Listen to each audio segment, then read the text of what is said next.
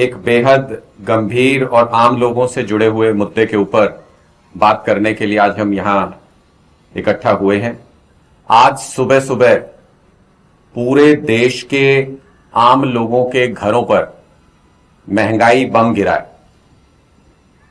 60 रुपए रसोई गैस का दाम आज बढ़ा दिया गया और पूरे देश के आम परिवारों को, मध्यम वर्गीय परिवारों को, लोअर मिडिल क्लास परिवारों को इस दाम बढ़ाने का दंश, इस महंगाई का दंश झेलना पड़ेगा।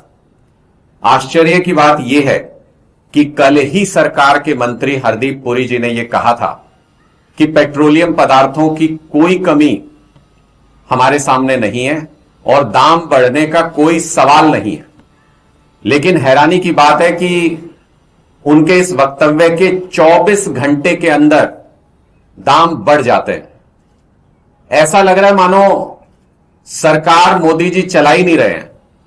ऐसा लग रहा है मानो देश की सरकार के निर्णय मोदी सरकार के मंत्री ले ही नहीं रहे हैं, कहीं और निर्णय लिए जा रहे हैं, वो थोप दिए जाते हैं देश के ऊपर और हैरान परेशान होकर इनके मंत्री और पूरी सरकार देखती रह जाती है। यह ऐसा पहली घटना नहीं है जब ऐसा प्रतीत हुआ हो। कई सारे उदाहरण हैं जिनमें सबसे पहले जो देश के लोगों को झटका लगा वो इस बात को लेकर के लगा कि मोदी सरकार ने कहा कि पाकिस्तान को बख्शेंगे नहीं, इस बार अच्छे से सबक सिखाएंगे, हमारे लोगों को मारने की गुस्ताखी की है पाकिस्तान ने। लेकिन अमेरिका ने कहा कि सीज फायर कर दिया है हमने, और बाद में मोदी सरकार ने मान लिया उस सीज फायर को। फिर ऐसी घटना हुई जब मोदी सरकार ने कहा कि टैरिफ के मामले में भारत किसी के दबाव में नहीं आएगा। अमेरिका ने कहा कि भारत जीरो टैरिफ पर राजी हो गया है और बाद में मोदी जी ने भी मान लिया कि ठीक है जी, जीरो टैरिफ लेंगे, ट्रंप साहब ने कहा है। मोदी सरकार ने यह कहा कि किसानों के हितों के साथ कोई समझौता नहीं किया जाएगा। ट्रंप साहब ने कहा कि भारत के बाजार अमेरिका के कृषि उत्पादों के लिए खोल दिए गए हैं और फिर बाद में मोदी सरकार ने भी मान लिया कि हां जी ठीक है, हमने कृषि उत्पादों के लिए भी बाजार खोल दिया है। मोदी सरकार ने कहा रूस से तेल न खरीदने की कोई बात नहीं हुई इस समझौते के दौरान। ट्रंप साहब ने कहा कि रूस से कोई तेल भारत अब नहीं खरीदेगा।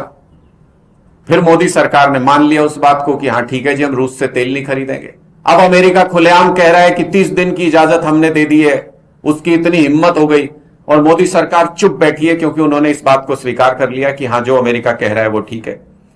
इसी तरीके से मोदी सरकार ने ईरान के नेवल शिप को आमंत्रित किया था एक शांतिपूर्ण एक्सरसाइज के लिए देश में, और उसको वापस लौटते वक्त हमारे मेहमान को एक शांतिपूर्ण ज्वाइंट एक्सरसाइज में शामिल होने के लिए आए हुए नेवल शिप को अमेरिका ने हिंद महासागर में उड़ा दिया और मोदी जी ने चुपचाप इसको भी स्वीकार कर लिया।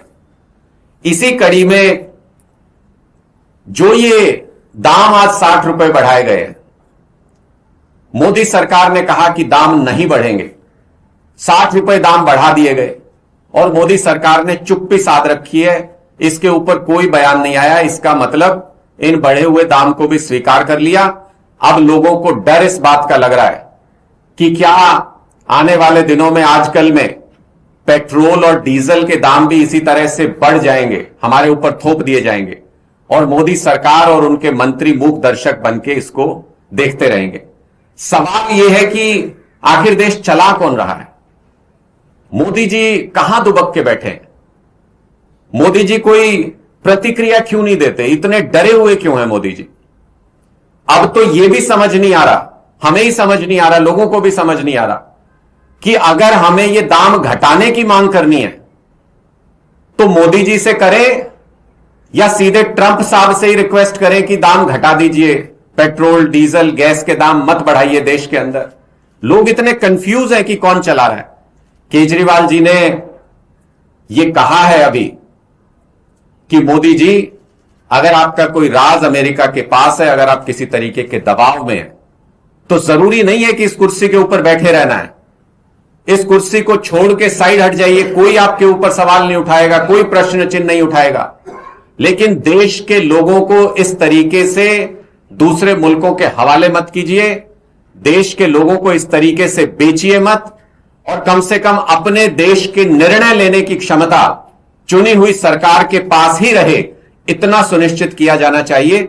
जिस तरीके से मोदी सरकार लगातार क्रेडिबिलिटी लूज कर रही है, उसको देखते हुए यह समझ में आ रहा है कि निर्णय लेने की क्षमता मोदी सरकार की खत्म हो चुकी है, वो पूरी तरह से पंगु हो चुके हैं। जो निर्णय बाहर लिए जाते हैं, हमारे मार्केट के डिसीजन, हमारे प्राइसेस के डिसीजन, हमारे ट्रीटी के डिसीजन, हमारे स्वाभिमान के डिसीजन, हमारे स्वाभिमान के फैसले भी अब देश से बाहर लिए जा रहे हैं, और उनको आंख बंद करके सर झुका के मोदी जी स्वीकार कर ले रहे हैं। देश के लोगों में इस बात को लेकर के चिंता है कि क्या आने वाले दिनों में पेट्रोलियम पदार्थों के प्राइस, जिसमें गैस, पेट्रोल, डीजल शामिल है, वो सरकार के झूठे आश्वासन के बाद भी लगातार बढ़ेंगे?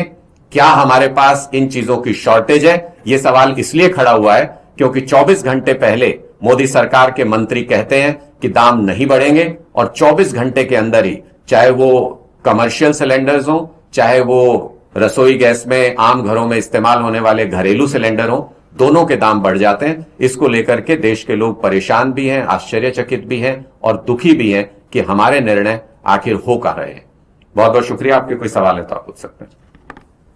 अनुराग जी, अभी रोहित पवार मिलके गए हैं अरविंद जी से। उन्होंने मांग की है कि जो सेशन होने वाला है उसके अंदर इंडिया अलायंस एकजुट होकर ये दबाव बनाए कि अजीत पवार का जो हादसा था उसकी एक निष्पक्ष जांच होनी चाहिए, जो कि महाराष्ट्र में वो जांच हो पाएगी, इसकी उनको संभावना कम लगती है। नहीं, देखिए, निश्चित तौर पे इस बात से तो सभी सहमत हैं कि जिन परिस्थितियों में, जिस तरीके से वो हादसा हुआ, उसको लेकर के कई सवाल लोगों के मन में है, और अगर उनके परिवार से इस तरीके की मांग है, अगर उनके परिवार के लोग इस तरीके की मांग कर रहे हैं, तो परिवार को और जो उनके समर्थक थे, जो उनके फॉलोअर्स थे, उनको सेटिस्फाई करना ये सरकार की जिम्मेदारी है। जिस भी तरीके की जांच से ये संभव हो, वो जांच होनी चाहिए। और आम आदमी पार्टी ने पहले भी ये स्पष्ट किया है कि किसी भी तरीके की अगर शक शुबा की कोई गुंजाइश है तो उसको दूर किया जाना चाहिए। कोई भी पब्लिक फिगर का अगर इस तरीके के रहस्यमय तरीके से या अचानक से इस तरीके का इंसिडेंट होता है तो उस पर उठने वाले सवालों के जवाब देना